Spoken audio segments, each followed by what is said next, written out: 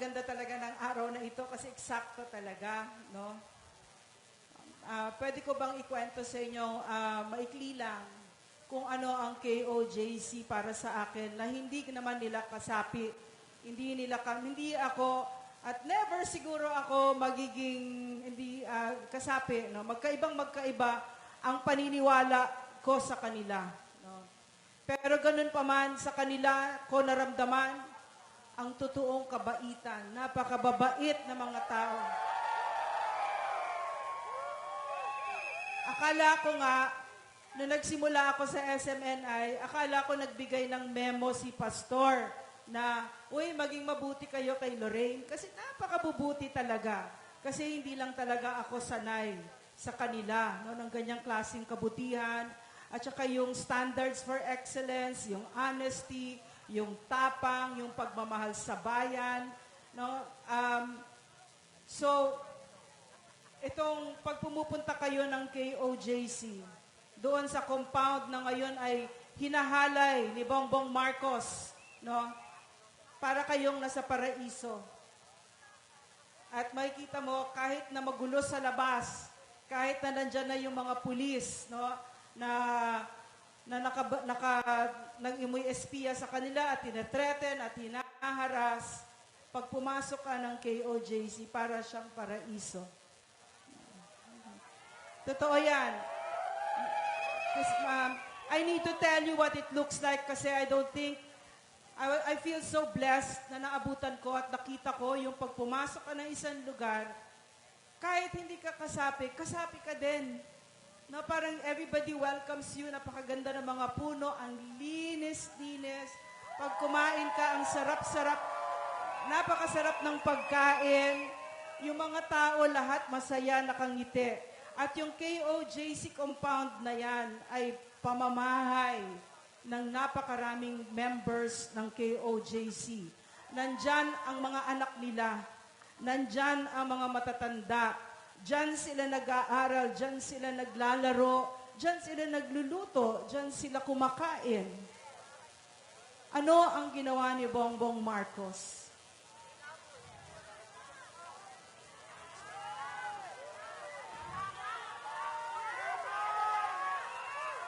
Alam niyo ba na kahit ikaw ay isang mahirap, kapag ka ang bahay mo ay kubo, para mo yung palasyo, at kahit na sino, kung ayaw mo, hindi pwedeng pumasok. Karapatan natin yan. Kahit hari ang gustong pumasok, pero ayaw mo, karapatan natin yan. Pero ano ang ginawa ni Bongbong Marcos? Sinabi niya sa atin ng maliwanag, lahat ng mga karapatan natin na sagrado, tinanggal na niya. At alam niyo ba kung bakit? Ang nasa likod nito ay ang United States of America.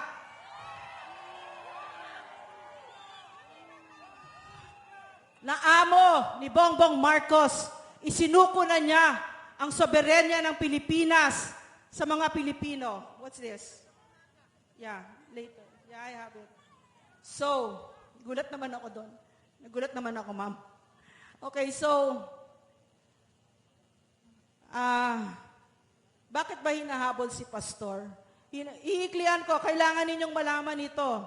Bakit ba hinahabol si Pastor ng Amerika? Hinahabol si Pastor ng Amerika kasi ang Amerika, hindi siya makapaniwala na merong isang pastor na pwedeng maging matagumpay, na napakarami niyang churches. Bawat estado sa Amerika, merong simbahan ang Kingdom of Jesus Christ. At galit na galit ang Amerika na isang Pilipino ay binibigyan ng tax-free na millions of dollars ng mga American citizens. Hindi iyon kaya ng Amerika. So tinakot ng Amerika si Pastor. Nagdemanda sila, nag-imbento ng mga kaso. Walang kakwenta-kwentang mga kaso. Bakit? Kasi akala nila, kasi bobo ang mga Amerikano. Akala nila ang Pilipino ay titiklop sa Amerikano at hindi lalaban si Pastor. Akala nila ganon. Kaso lumaban si pastor. Hindi lang siya lumaban. Lumaban siya ng masigasig. At akala ng mga Amerikanong ito, kasi mahina talaga kukote ng mga teroristang ito. Akala nila si pastor hindi makakaisip na mag-abogado. Kaso lampas 20 yung abogado niya ng mga Harvard pa ng mga Amerikano. So, ang ginawa ng Amerika, inurong yung hearing.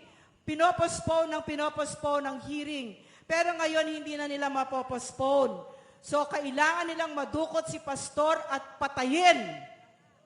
Pero, ganyan talagang Amerika. Ang extraordinary rendition, na tawag dyan, yung pagdukot ng isang citizen sa ibang bansa para dalhin sa ibang bansa at patayin doon, ay state policy ng Amerika. Wala tayong pakialam doon. Bahala sila doon. Hindi natin naging problema yan kay Gloria Arroyo, kay Duterte, sa maraming pangulo. Pero naging problema natin yang kawalangyaan ng Amerika noong si Bongbong Marcos ang umupo. Bakit? Bakit niya isinuko ang Pilipinas sa Amerika? Para sa pera. Bakit siya nagpangulo? Bakit siya nagpangulo? Hindi siya nagpangulo para magsilbi sa Pilipino.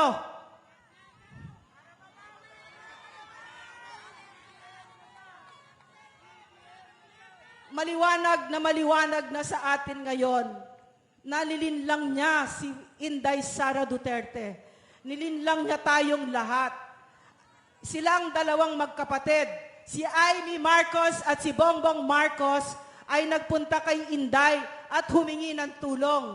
Pero pala, ang plano pala nila, kasi tayo mga normal tayong mag-isip, akala natin, babawiin nila yung magandang pangalan, kunwari, ng pangalan ng pamilya nila. Yung pala hindi. Nasipa na sila sa poder, ayaw na nilang maulit yan. So kapag nahawakan na nila ang kapangyarihan, ang plano nila, hindi na nila pakakawalan yan, at hindi lang yan, paparusahan nila ang Pilipino na sumipa sa kanila noong unang panahon.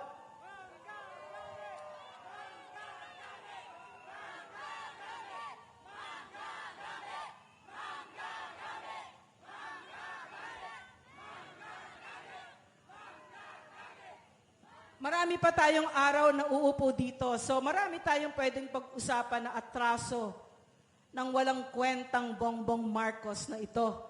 Pero for now, yun lang muna ang sasabihin ko. At sasabihin ko din na nagkamali talaga siya. Kasi akala niya, katulad ng mga Amerikano, yung mga amo niyang Amerikano, titiklop tayo dito. No? Akala niya, papayag tayo dito. Akala ng Amerika na ngayon ay hinahalay ang sagradong KOJC na ngayon ay may mga plano pa na pasasabugin ang mga bomba na ang mga buildings doon.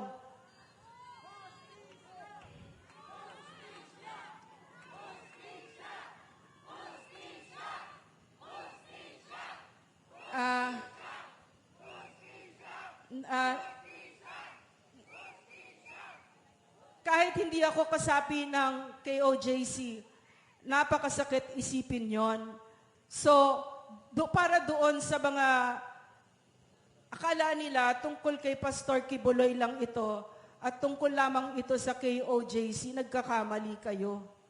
Kung kaya nila gawin ito kay Pastor Kibuloy, na milyones ang followers, kung kaya nila ito gawin kay Pastor, na very powerful public figure, papasok sa bahay niya, sa tingin nyo, safe kayo? Tingin mo meron pang safe sa atin? Wala na. Wala nang safe sa atin. At narinig natin sa mga nakakahiyang mga opisyal niya, katulad ni Lucas Bersamin, walang kaprinsi-prinsipyo itong Marcos team na ito. Narinig natin ang mga excuses nila na tinatanggap nila lahat ito. Narinig natin kay Abalos, yung nakakahiyang sinabi niya yung pagkakalat ni Bongbong Marcos sa Davao. Wala daw kinalaman si Bongbong Marcos doon. Diba?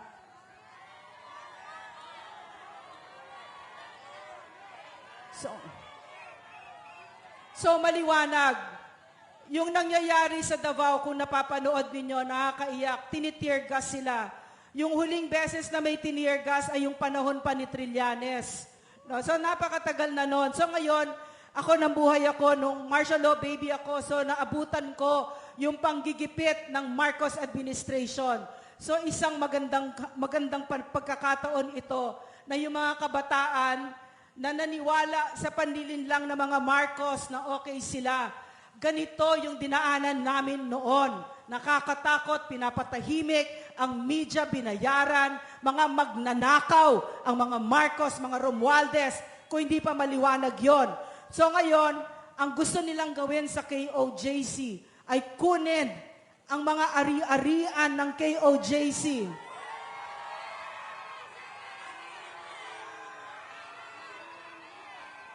Na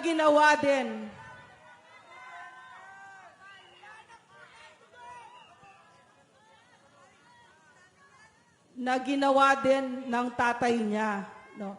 Sa madaling salita, ang kasaysayan ay umuulit lamang. At umuulit ang kasaysayan kasi binibigyan tayo ng pagkakataon na baguhin ang mga sarili natin. So, nalulungkot ako, sa totoo lang. Sobrang malungkot. Yun ang